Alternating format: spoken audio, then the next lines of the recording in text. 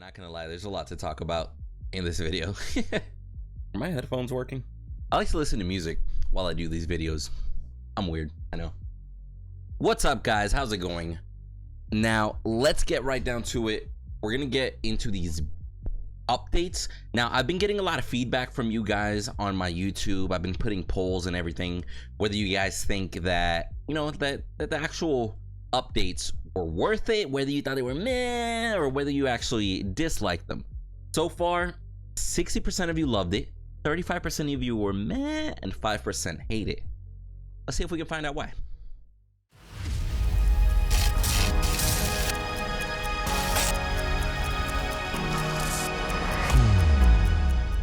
All right, homies. So as usual, with the beginning of my videos, I just want to show you guys how quickly and easy it is to join our Discord community. You simply click on the link below. You're going to get to this channel that says read for access. Little hint, actually read to gain access to the Discord. Now, basically, you're going to come down, you're going to read, understand what you're signing up for, and then you're going to react to the heart or the eyeballs. And then from there, you're going to get access to all of our text channels. You're going to get access to all of our voice channels as well. And if anything, you get access to our fault builds and our predecessor builds, all of those, by the way. But let's go ahead and move on forward here. Let's get right into the 0.30 patch, and we're gonna go through them. I got some notes that I made here, so we can go through them actually very quickly. But starting off with the 0.30 patch. Now, in general, they did some visual upgrades. They did some performance adjustment changes. The most important ones that I'm gonna point out here is the fact that they fixed most of the hitches caused by RAM, VRAM, and use of a hard drive, heavily lowered the disk size. They lowered RAM and VRAM usage of the game. And one thing I want to point out to you guys is if you're having instabilities in the game, I am going to suggest make sure that you guys keep your task manager open at all times and keep an eye out on it, because whenever you see something peaking or something bottlenecking, you can actually get more details about, hey, this is what's actually causing issues in my system. Like whether it be the RAM isn't like the usage of RAM isn't optimized for my build, or the usage of the hard drive, the usage of the VRAM, like we see the CPU, etc. And when you have those details, then that is what you can report over to Strange Matter so they can adequately work on optimizing. But if you don't give them the proper feedback, you're basically hoping that one of their random patches works for you, and that's not going to get you the performance that you want as quick as you want. So I definitely always recommend keep them informed with any issues, because they do read every single comment. Now, let's get right to it. So first of all, let's start off here with some of the hero changes.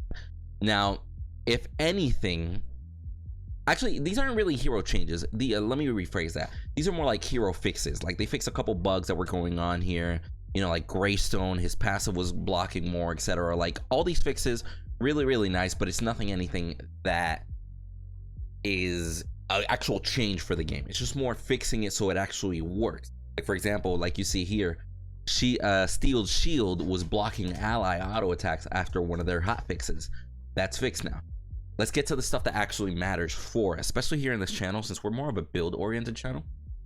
Now, moving forward, so item fixes, Radiant Poise, like for example, Nirvana Jewel. There was a lot of active items that were not actually triggering aggro when you were under tower. Like if you use you know, like Nirvana Jewel under the tower beforehand, it wouldn't care. Like you could actually get that little instance of an effect under the tower. So be mindful, little things like that are going to affect you when you guys are building specifically. Since you guys know that my builds are very heavily based around actives under tower, be careful when you use those actives. Moving forward, they fixed the aspects as far as Queen and Rogue. As far as like Rogue, honestly, barely any people pick this one, but when they do, one of the reasons why they pick it is so you can go through minions. Now you're able to. Apparently you weren't able to before. And then Queen now gives you even more ability life steal. So for those of you that like building Queen, or if you build my mage build, just be mindful that ability life steal is gonna be a little bit more effective now. Now, let's get into some of the nitty gritties here. Now, the jungle rework. Now, not that the jungle itself got reworked, but the XP in the jungle got reworked. For example, your minions now spawn in groups of 3 and they're only gonna spawn 2 minutes after they died. So they spawn in groups of 3 now. Be mindful, that's pretty much almost like a full set camp already waiting there every 2 minutes. Now that's not only going to help the jungler with farm a little bit, but it's also going to be spaced out a little bit more. So let's say you clear all these camps, it took you like 30-45 seconds to clear 3 camps. Now you got a whole minute and a half until you got to visit that area. So knowing this as a jungler, you can honestly time it and be like, hey, at 5 minutes I cleared all my camps, I'll be back at minute number 7. You can actually time that a lot better, and you can expect full camps by that time. So be mindful of that. The jungle buffs, now they made it so the buffs now don't have smaller minions next to them, but they increase the buffs health themselves and damage. So basically they made it so it's a more standalone buff, but it's also a little bit harder to take. Not impossible. They basically just compensated the fact that there's no longer 2 other side minions in order to take the jungle buff. Now the main benefit for that as a jungler is if somebody steals your buff, they didn't leave a random smaller minion delaying your buff from being spawned. So I guess that kind of helps for that buff spawning, which actually helps the progression of the game. So I can see what they did there. I'm interested to see how it's actually going to come across. They did increase the health of the raptors to 1650 because you had, like, honestly, raptors were falling, like they were too easy to kill already as soon as they spawn. Like literally ADC and support can take all 3 raptors no problem as soon as they spawn. And like I was able to take the raptors as an ADC with literally still only having spring equipped. I didn't even need my P blade or anything like that, which is the way I usually build. So if anything, that is a worthwhile change that should help prevent a little bit of the snowbally aspect. Now moving forward here as to the item reworks. Now speaking of plasma blade, now the gold cost got increased, the attack speed got reduced, and the passive damage got changed from energy to physical. Now just talking about that right there, that means they made it more expensive, they reduced the attack speed, and they made it physical damage on the passive. Now that means plasma blade isn't as useful. It's still a good card, still worthwhile, but it's not as useful. So it's honestly a bit of a nerf. And then keen edge attack speed reduced from 45 to 35, physical power from 28 to 31. So that means that one of the items that builds up to plasma blade, they increase the power but reduced the attack speed, which is interesting because one of the biggest things about plasma blade was all that attack speed that you would get early on, especially since you're starting with a spring item. So it's interesting that they're reducing the attack speed but increasing the damage output. Being mindful that as an ADC, especially if you're building crit, having the extra little bit of damage is going to help you scale earlier, and it's going to help you increase the damage output. But by reducing the attack speed, they're lowering the DPS, the damage per second. So I can see why it's a balance, because plasma blade was really strong. I think it might be more balanced now, but as far as whether that's the first item we're going to start, you're going to have to wait till the build video to go over those details there with me. Now let me see. Warlocks Aegis, they increase the price, they increase the energy power, and then they increase the cooldown. Now if anything, I'm okay with that balance. I'm okay with the fact that they made it just a tiny little bit more expensive, but you are getting more power out of it. I'm okay with that. The cooldown increase, that just helps prevent early game destruction basically off of it, like the early game advantage on it. So I get that. They did adjust some of the aspects here, like Beast Hunter. Now Beast Hunter actually got changed quite a bit. Listen to this here now. So the max stacks goes from 40 to 120. So it takes you longer to get to the stacks, but they also reduce the power per stack to health, the power and health by half. So that basically means it's gonna take you 80 stacks to get the same power that you got from the original 40. But you have an additional 40 stacks to go through. So late game, it'll stack even better, but early game, it's not as powerful. I like that change because that change prevents the jungler from becoming so powerful so early, and based off of doing what they're naturally doing, especially having like affliction in there, which helps him stack that even faster. Now, if anything, moving on forward here for Titan. Now, Titan's shield percent of max health got reduced from 8 to 5. That's not a huge nerf, but it's more of a balance thing. The overshield that you got based off of your total health. The problem is where the tank meta is so powerful right now with the building so much health and still getting damage out of it. Having the extra overshield, that even at 3% late game, made a huge difference. That's literally like 1 or 2 basic attacks sometimes from an ADC. So adjusting that definitely helps make it a little bit more balanced. Templar, the radius got increased from 1600 to 1800. That's awesome. That means that whenever you're applying that support buff, if anything, you can apply even a little bit further, which is nice, you know, a little quality of life change there. Warlock, so bonus damage instead of every 5th ability gets bonus damage, now it's every 4th ability. So Warlock is actually a bit more useful now, because that extra damage is more consistent now. And then the movement speed that you gain from getting a kill isn't 15%, it's 35%, which is fucking huge. That's almost like having a shade boots effect every time you get a kill. So that's actually not bad, whether you got to get away or chase down a kill. Now moving forward, Queen energy power from every 6 minions got increased from 1 to 1.5. That means if you're a castle with some crazy lane clear, like Countess, Bellica, Gideon, all of them, quite frankly, you're going to scale and damage really, really quickly, really, really efficiently. So be mindful, for every 12 minions that you kill, you get 3 power as opposed to the 2 that you got before. So that's actually a crazy scaling effect, and I've heard that characters like Countess and Gideon and Bellica, they're more balanced now after their changes, but they scale way faster, so be careful about that. Ace, they actually nerfed it, the basic attack range from 10% extra to 5% extra. 10% was huge, 5%, that's kind of negligible. It's kind of negligible as it goes. So we'll see how that impacts our ADC build when it comes down to it, because that 10% was a huge factor of why we picked it. But now that it's at 5%, 5% is honestly maybe 1 step away, if you get where I'm coming from.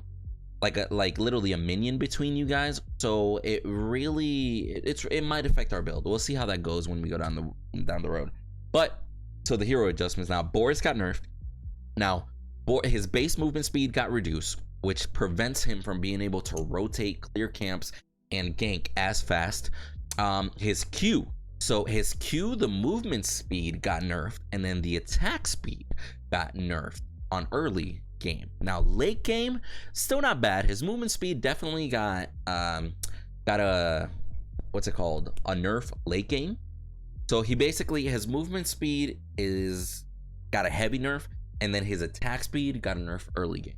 So that should help balance him out a little bit, especially in that early game.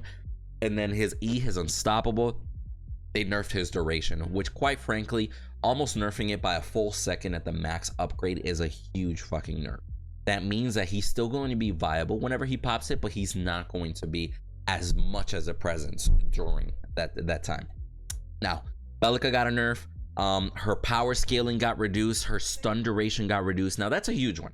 That's a huge one. Her stun duration already, it was almost 2 seconds level 1, which is crazy. Now it's going to be 2 seconds on max level. That's a huge nerf, and I like it because it was a little bit too ridiculous. The void bomb, the damage scaling got reduced, and then the passive, the scaling factor as well got reduced. So she got a general overall damage reduction whenever it comes down to her kit. Muriel got buffed, so her shield increased, her shield amount increased per level, and then her movement speed on her right mouse button actually got increased as well. So Muriel's gonna probably be used a lot more.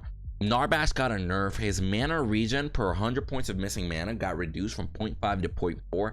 Nothing crazy, but whenever you consider per 100 points and you got like 1,000, you know, like 1,000 mana, at that point you can start seeing a little bit of the difference, but that's nothing too crazy. His major nerf came because they made the hitbox radius of his thunk almost half.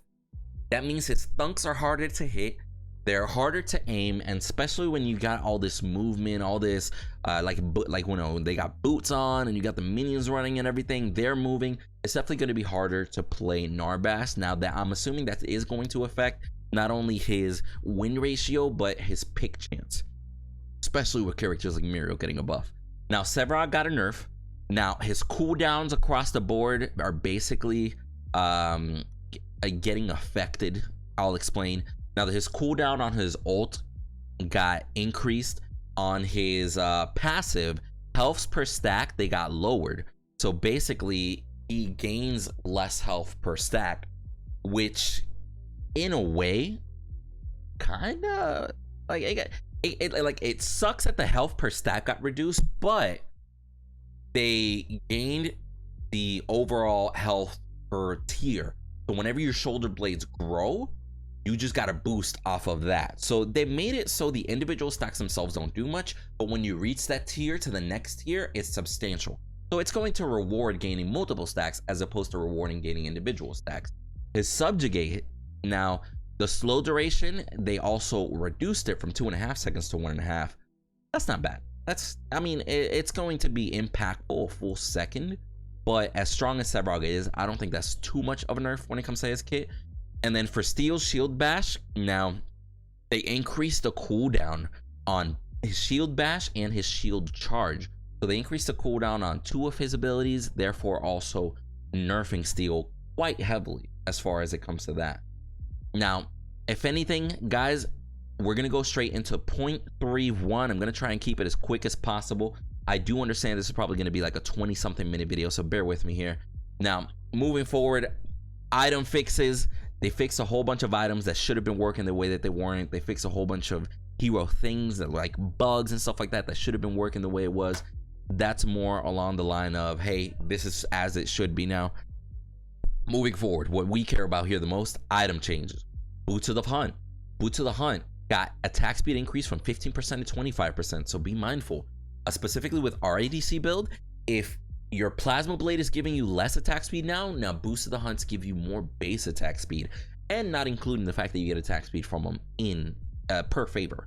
So that's a good quality of life build. Like, it still keeps our general attack speed in our build the same basically. It just comes a little bit later, so it prevents a little bit less of a early death ball the way that our build goes.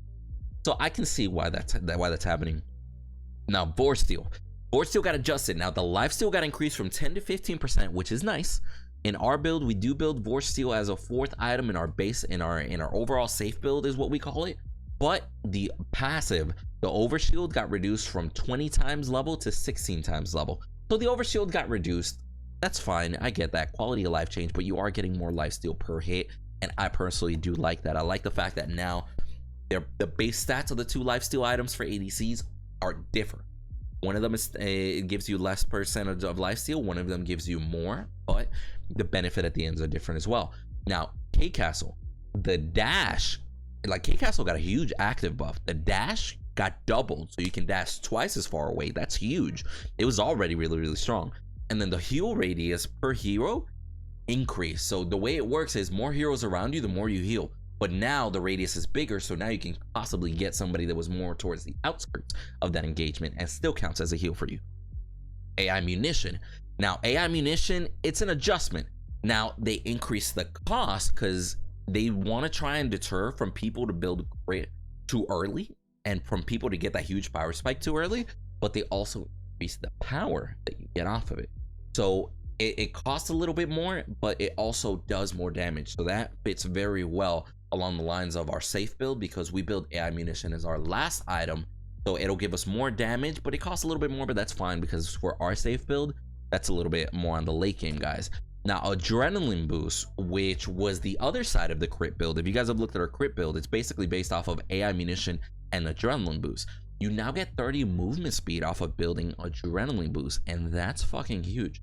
Adrenaline boost not only is going to give you great attack speed, not only is going to give you an active that lets you take advantage of that early to mid game lane presence, but now you also get extra movement speed on top of that, on top of the boots that you already had.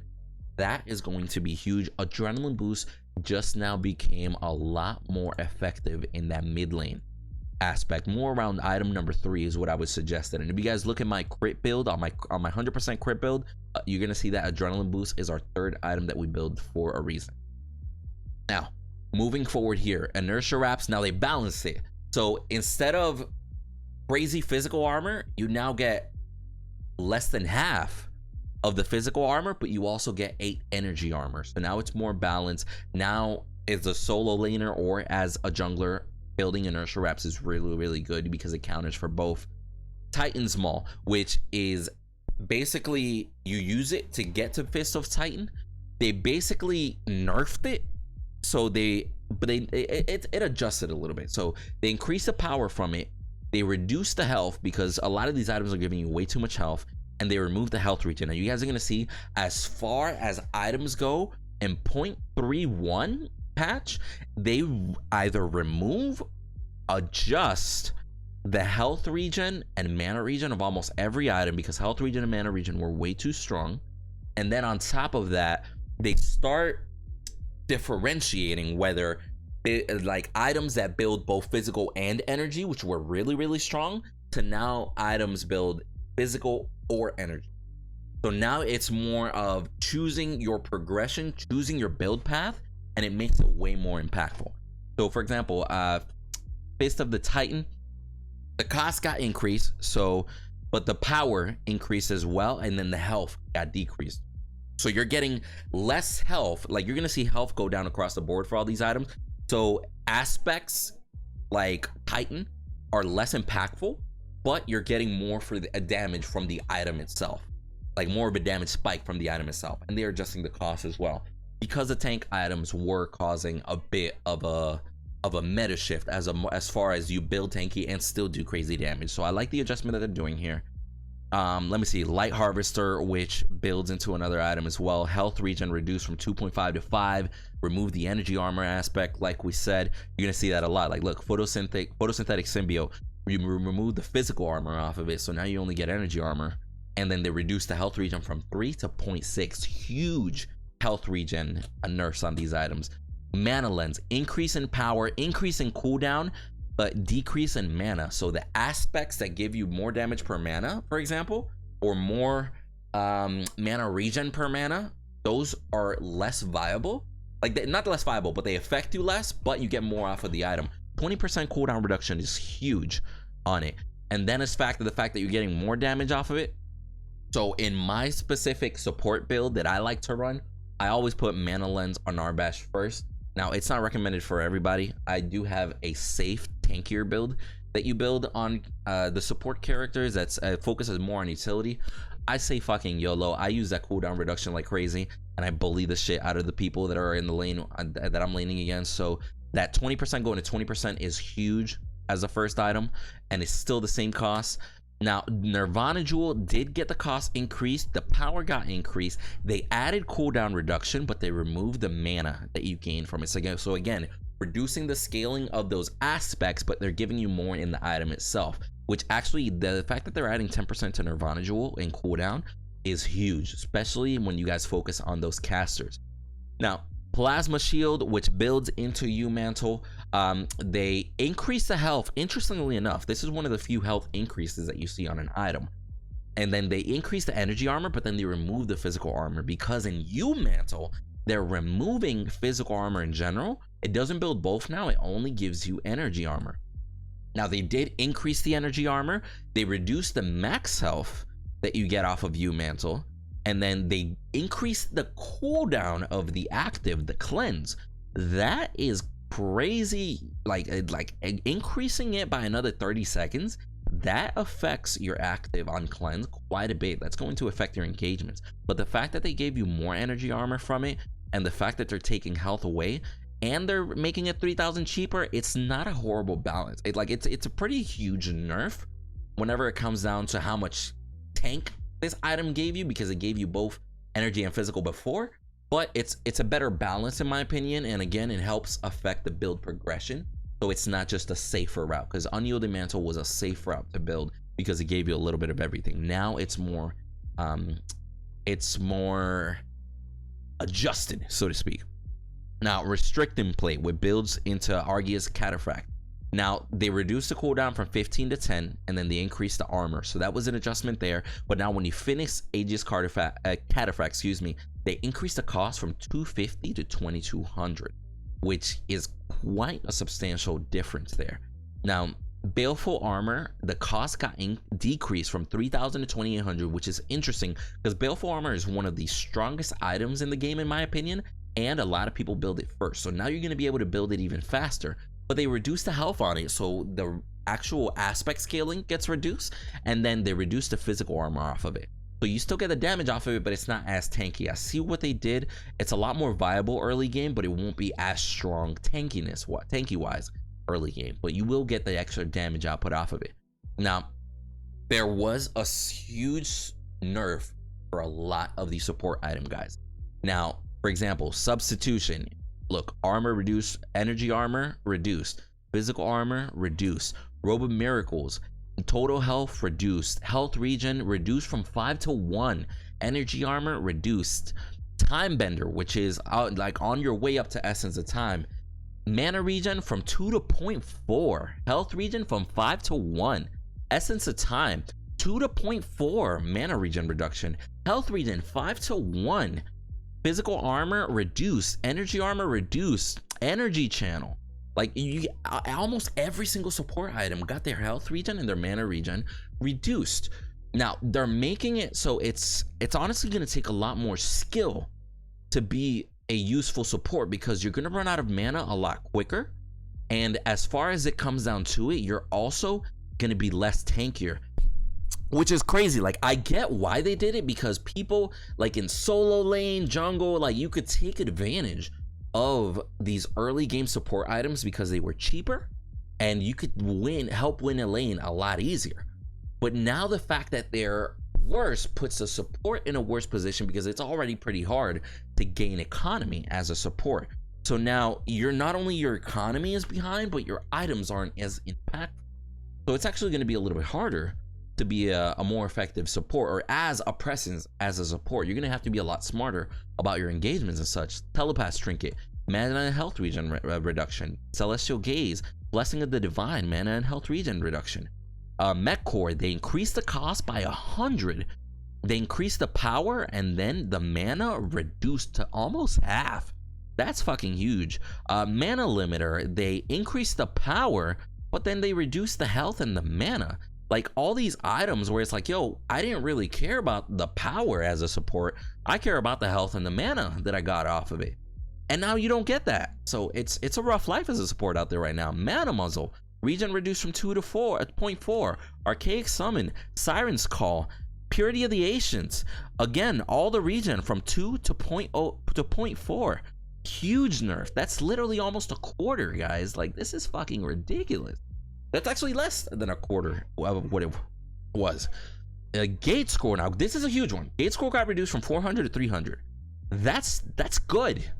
Like, as solo laners specifically, you should buy Gate Scroll, considering it's only 300. And now you can actually, because Stone of Substance, it's actually right here. We'll skip Grindstone for a second. Because Grindstone, they just, regen reduce, go figure. But Stone of Substance, they made it from 800 to 500. That means you can actually start with Stone of Substance. Now, they reduced the health, they reduced the mana, they reduced the regen on mana, but they added health regen. So Stone of Substance is actually a really good solo laner item to start off with. You're starting off with quite a bit of regen, you're starting off with quite a bit of mana, quite a bit of health, and they reduce the cost. And then off of that, you can start building into a Gate Scroll, and then go into your normal build, because you're going to have the sustain and you can get to lane a lot faster. That's not bad at all. That's not bad at all. With 800 gold total for the price of what you could get Stone of Substance before, you can now get Gate Scroll and Stone of Substance. That's a quality of life change for solo laner. That's not bad right there. Now, moving forward, now a couple of the different buffs. Now, I noticed here, Bellica and Gideon both got a DPS adjustment. So basically, their overall damage output got increased, but the time that it takes to do a basic attack got decreased. What does that mean? Less damage per second, but more last hits, more solidified last hits to help you guys out. So that's nice. Her seismic assault, interesting. Excuse me. Her height, like how high you get knocked up, got increased. I didn't think that was needed, but I guess, whatever. Like, it's interesting that they reduced the amount of time that it takes to get knocked up, that the amount of time that the stun lasts, but they increase how far you get knocked up. So in a way, that's kind of extending the knockup time frame overall, unless they keep the same time frame, but it's just the height changes, which I don't see why if that's the case, but we'll see how that goes. So Muriel, they reduce her attack speed per level. Awesome. Muriel ADC was a stupid thing that a lot of people were doing. So her attack speed scaling got reduced. That's good. That was needed. But then again, so they increased how long her basic attacks take to actually execute, but they increased the damage. Why? Who knows? Maybe they're just doing that across the board. Now, Sevarog got a huge nerf, guys. Sevarog here, they reduce his armor scaling across the board. His stacks per tier got increased, so that's a nerf to his stacks across the board, which his stacks, his overall stacks tier just got buffed in 0.30, so now they're nerfing it in 0.31 by increasing the amount of stacks you need early game. His siphon, before it was 5-second cooldown no matter the level. Now it's 9876, excuse me. So even at max upgrade, his cooldown on his siphon got nerfed. That's going to affect your how many stacks you get as well. So apparently Sevarog was getting stacks way too quickly. And then Subjugate, they reduced the range. So now if instead of 1800 units, it's 1650. So Sevarog got a huge nerf. Now, that's basically the end of the video, guys. I'm sorry it took so long. I realize this is a 30-minute video, but this is quite expansive. Thank you so much for watching, guys. Thank you so much for all the support. Hopefully going through these actually helped you guys out a bit, and I hope you guys are looking forward to some of those build videos that we're going to be doing based off of these changes. And believe me, more build videos will be coming down the road. Until then, see you guys in the next video. Peace.